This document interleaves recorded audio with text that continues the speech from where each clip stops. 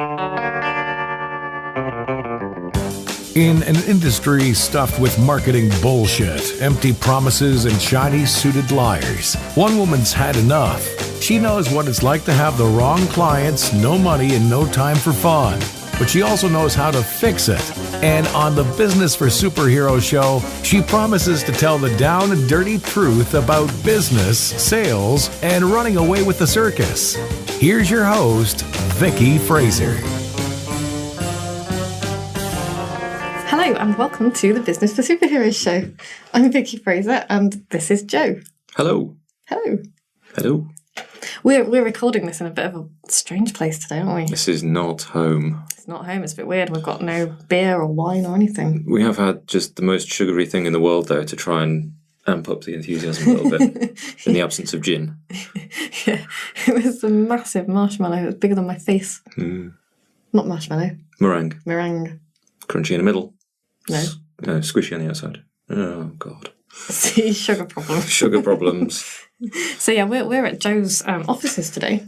Yes. Because I am here because later on I'm going to my old circus class in Warwick, which I don't want to stop going to, you see. And so might as well come to work with Joe and then go off to Warwick. Yeah, it'll be good. I'm going to the Foo. Joe's going to the Foo. And yeah, it's all good. So yeah, we're in the dingle, and at the weekend we had a great time, didn't we? It was beautiful weather, and we put up a slackline. Which you need to re-put up. I took it down so that Vicky's dad could mow the lawn for us. Yeah, because, oh my God, happiness is a motor mower. Motor mowers are awesome. Yeah, everybody wants to go on the motor mower of maximum power. Yeah. We also planted a plum tree. We did. It was a Victoria plum tree. Yes, it's my plum tree. Kind of, symbolic. Yeah, which is cool, and it got me thinking, that plum tree did, because it's been languishing in a pot for about 5 or 6 years now, and it's kind of, they've struggled, haven't they, because we've got a pear tree and an apple tree. It's got about a foot taller in 5 years. Yeah, and it's never really fruited, which I think is partly because they need other trees to pollinate, to breed with. And also not be in a pot. Yeah, not be in a pot, because it's, just restricted. And now we're hoping that we put it in the ground and it's just going to go woo-hoo! Yeah, it's going to be like 20 feet tall in 2 years. Probably not. But, hopefully it's going to spread its roots and be happy. Yeah. Much like you should do with your business. Wow, that was like a segue. I know! It's great, isn't it? Sweet. Yeah, actually that's not what we're going to talk about today, so we might come back to plum trees later. So yeah, we also learned something about our woodland as well, because Martin and Cheryl, who listen to the podcast, hi Martin and Cheryl. Hello. They came and they arrived at silly o'clock on Saturday night, and then they walked around our woodland with us and told us all sorts of things about our woodland. Yeah. It was really cool, and we think we might have dormice. So we're going to do a dormouse survey, so we're going to need a teapot. Right. Teapot?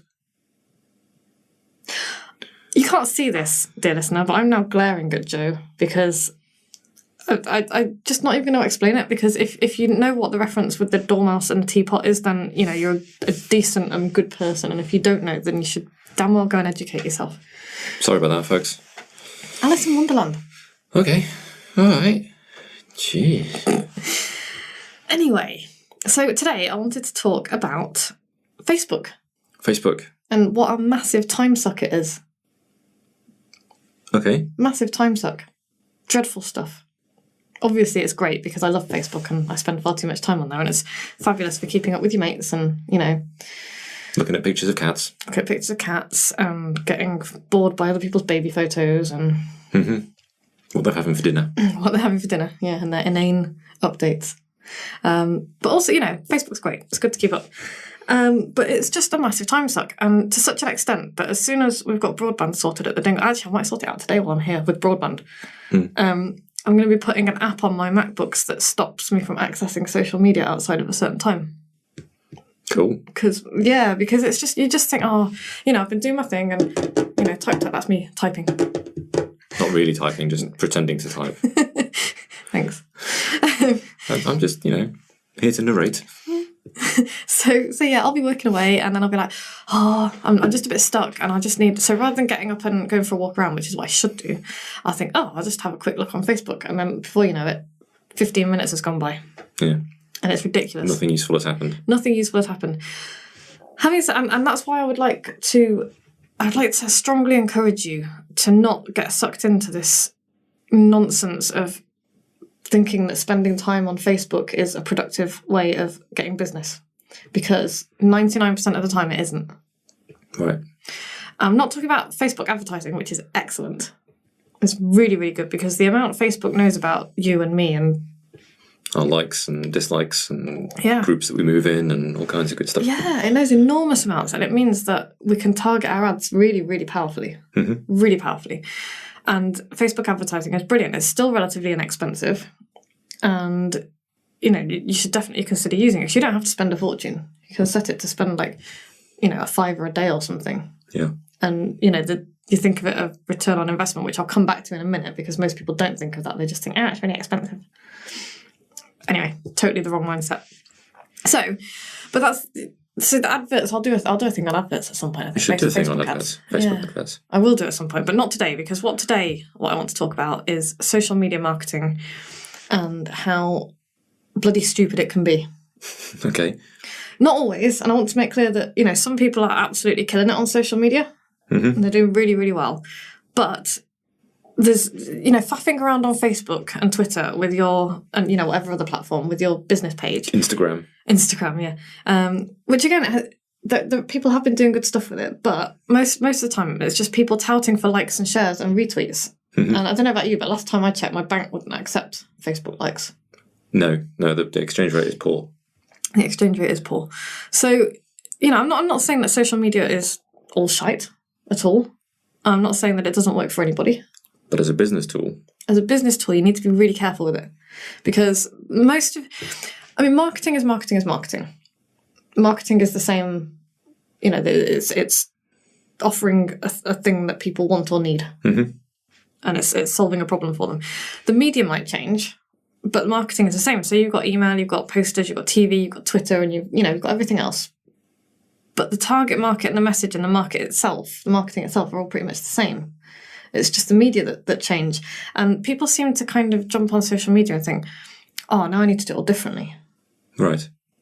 And whereas that's true to an extent, because on Facebook you don't want to be sold to.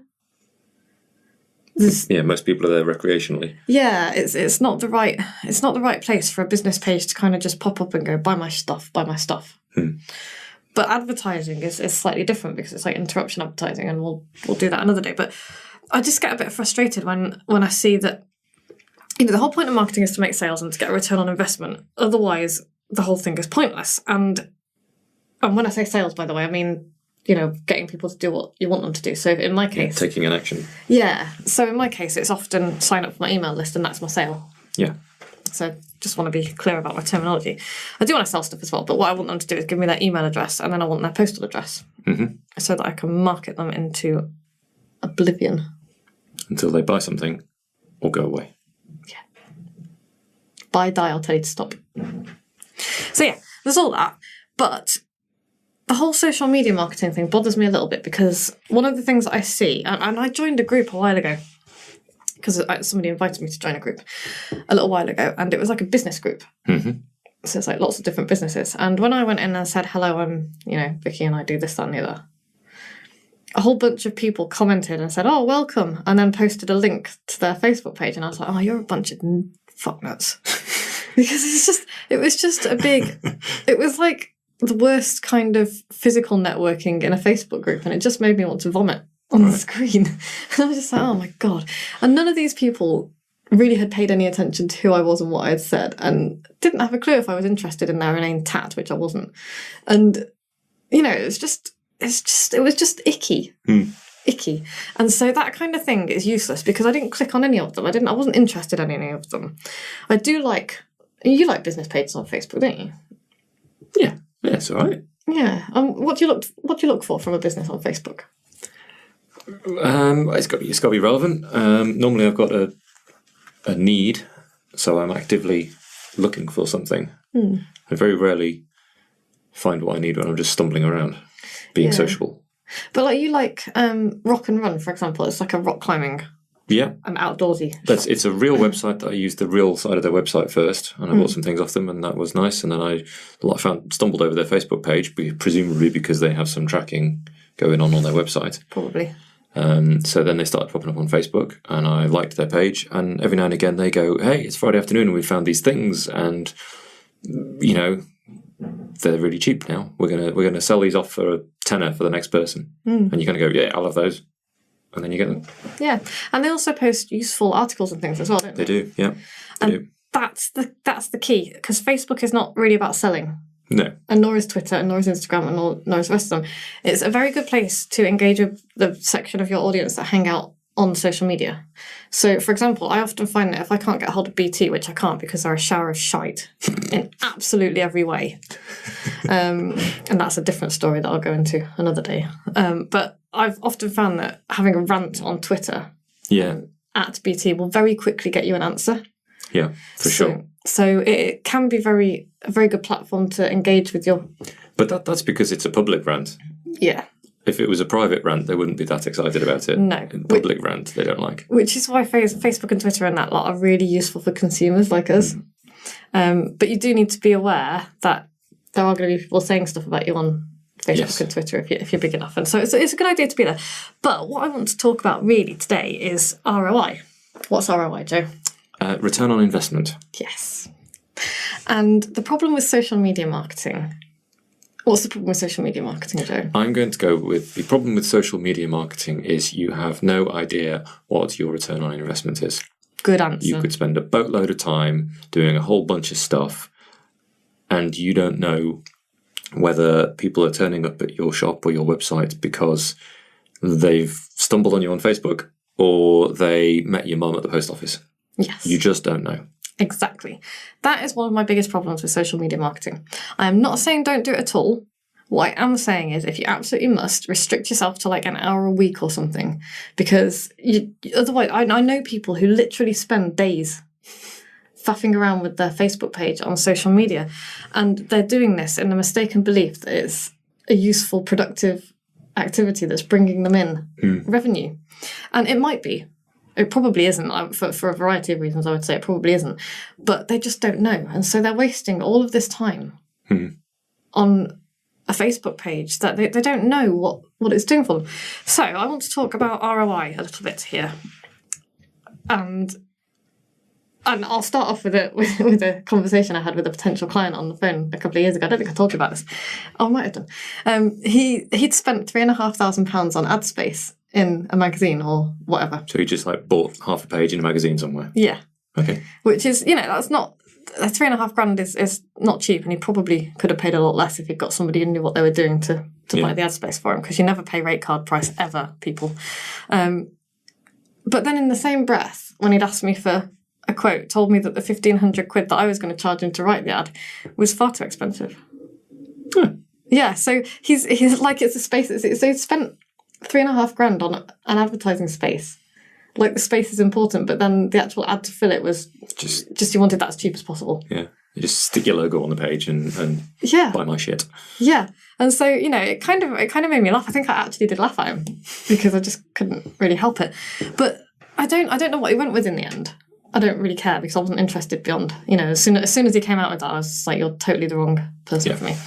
But if he'd gone, I'm utterly positive that he wasted his £3,500.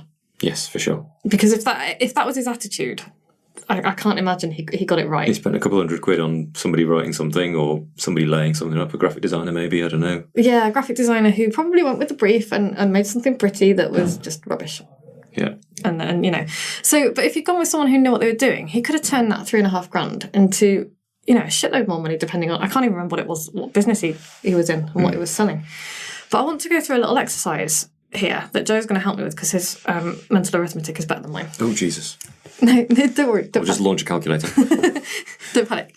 But my point here, and this is really important, is that you have to get ROI on your marketing or you are wasting your money. Absolutely. And that's the problem with social media marketing. As Joe pointed out, it's really difficult to tell whether or not it's working. And, your bank account doesn't accept likes and shares and whatnot. So if it's not putting in money in the bank, stop doing it or stop putting a lot of time and effort into it because you just don't know if it's working. And if you can't stop doing it, cut down the amount of time. I reckon an hour a week is plenty. And everyone out there is going, an hour a week. It's like, okay, well, half an hour a day then. Yeah. But wean yourself off it. Because the problem the big problem, the massivest problem, I've said this already, but I'm going to say it again, is that people mistake activity on social media for actual, useful revenue creating activity, because the useful revenue creating activity tends to be either more difficult or less enjoyable, because let's face it, Facebook's fun, or it requires an investment of money or time, and people aren't willing to do that, which is stupid. It is. With a capital stew. So, it's just a distraction, basically. So let's have a look at ROI. That guy who spent $3,500 on ad space and refused the extra $1,500 for the ad itself, if he had got 100 leads from that £5,000 advert, that's 50 quid a lead, right? 50 quid a lead. That's very inexpensive indeed if they are good leads, and they would be good leads probably if the ad was good. That means that the leads, those leads, if he converted 10 of them, which would be really, really good because a 10% conversion rate is excellent. 10% conversion rate. Is amazing from a cold advert. Those leads would have cost him £500 each. All right. Those converted customers would have cost him £500 each, which sounds like a lot of money. But let's say his lifetime customer value was 12.5 grand. So what's a lifetime customer value? Hang on. Okay, right. Let's go back to the beginning. So let's talk about lifetime customer value. It's something that you won't hear your accountant talk about, because accountants like immediate numbers. They don't like to think about the future and the past and... Well, they do a little bit. That's not fair at all. Accountants, I apologise, that's not fair. But when they're talking to you about your accounts, they won't mention this stuff to you. Right. Generally. It is one of the most important numbers that you need to know in your business, and it will enable you to spend your time and money and effort in the right areas. So here's how you work out your lifetime customer value. Have a look at your total revenue for the last 3 years or whatever. And Joe and I are just going to plug in some really simple numbers here. So you do your own at home, whenever. But here, we're just going to keep it very simple. So let's imagine that your total revenue for the past 3 years was £300,000. That's a round number. Yeah. It's a nice round number. So 300 grand over 3 years is your total revenue. And in that time, you've had 10 clients. 10 big old clients. 10 clients. Which means that roughly your lifetime customer value is £30,000. It means exactly £30,000. It means exactly £30,000, yeah. So now, let's assume that your gross profit margin is 50%. Again, nice easy number. Nice easy number. Which means that each client is worth, on average, £15,000. To you? To me. Yes. Yes.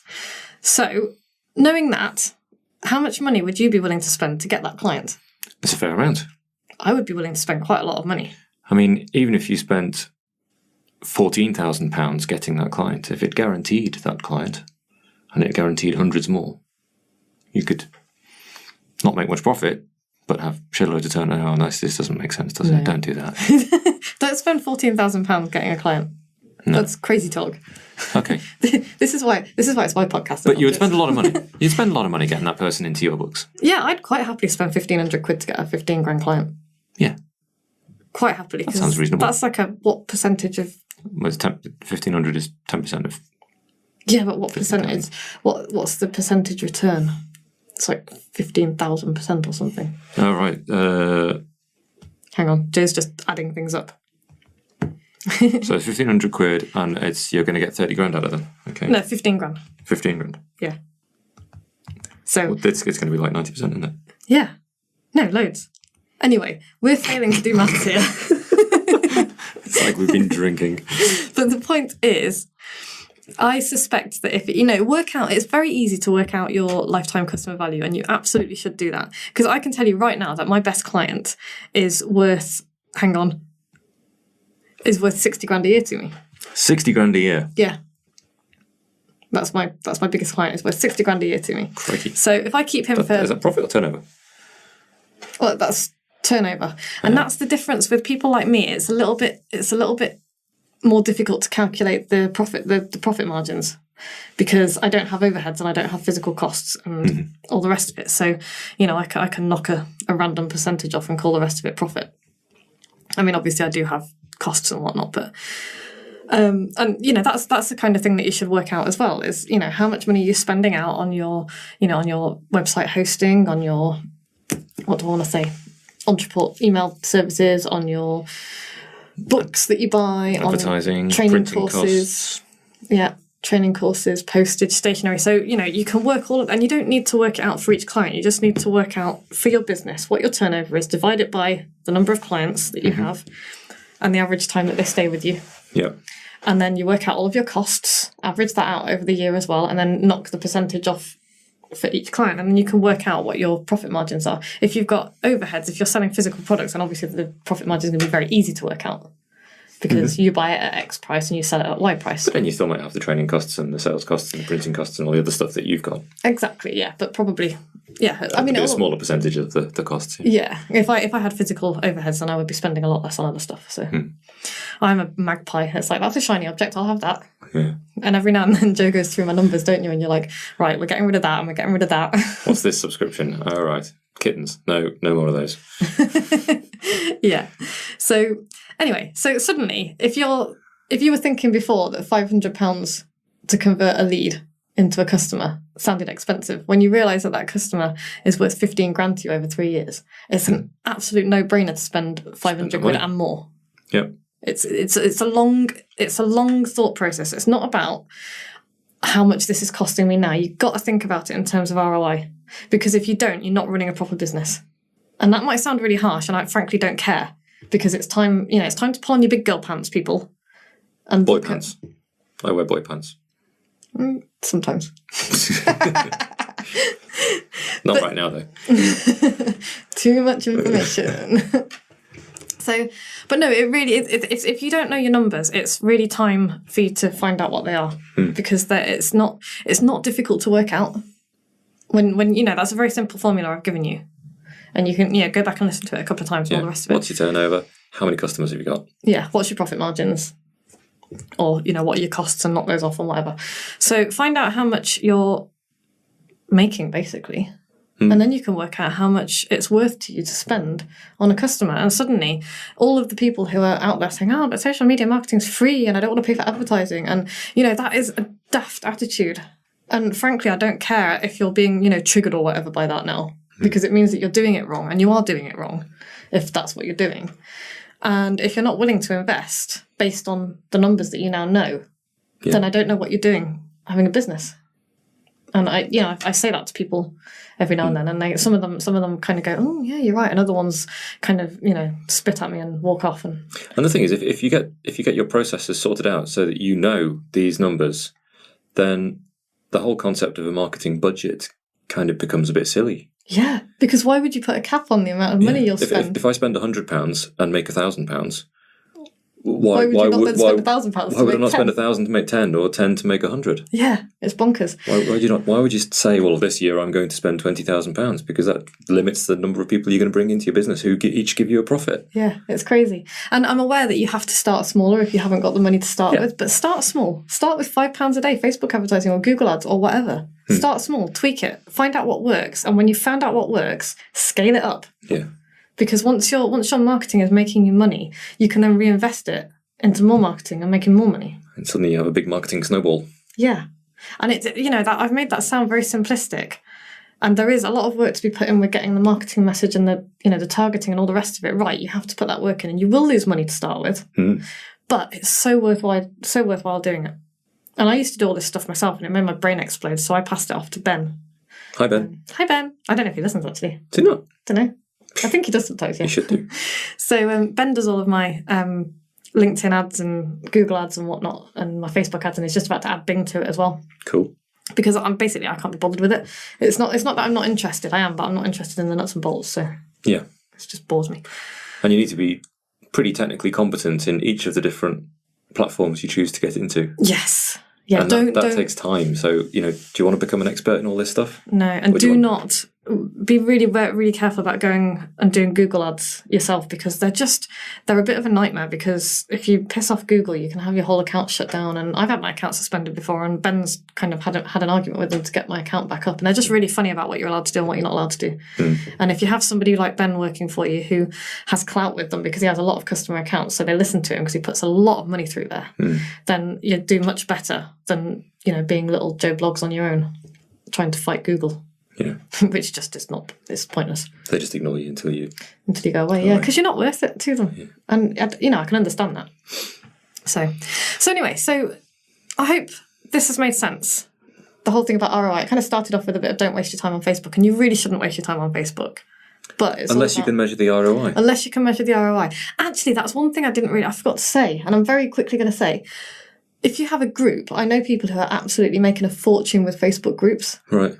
But they don't own the group, Facebook owns the group. So if Facebook pulled that group, it's all over. That's their revenue gone, just done.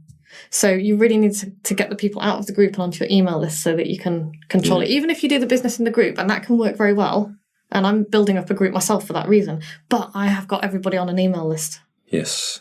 So if Facebook squishes me, it's the same with Google, same with any platform that you don't own. It's not yours. You might be using it, but it's got... No. You have no ownership. No, and if this guy, Colin Terrier, who runs the cult of copy, he's the cult leader. It's a great group. He makes loads of money selling little courses through it and everything. But if Facebook shut him down tomorrow, and they could just pulled his account, then he'd be stuffed. I mean, he wouldn't. He's got other stuff going on, but the Facebook group side of things. Yeah. So yeah, bear that in mind when you're faffing around with Facebook and Instagram and LinkedIn and whatnot. It's not yours. You can't measure it, and have a think about ROI. Because, if you can't guarantee odds like the ones that we've just been talking about. If somebody told you that you give them £500 today and in 3 years they give you 15 grand, you'd bite the hand off, wouldn't you? If I believed them. Yeah. Well, yeah, but that's what I was saying, is that this kind of marketing investment will do that for you. So that's it, really. Cool.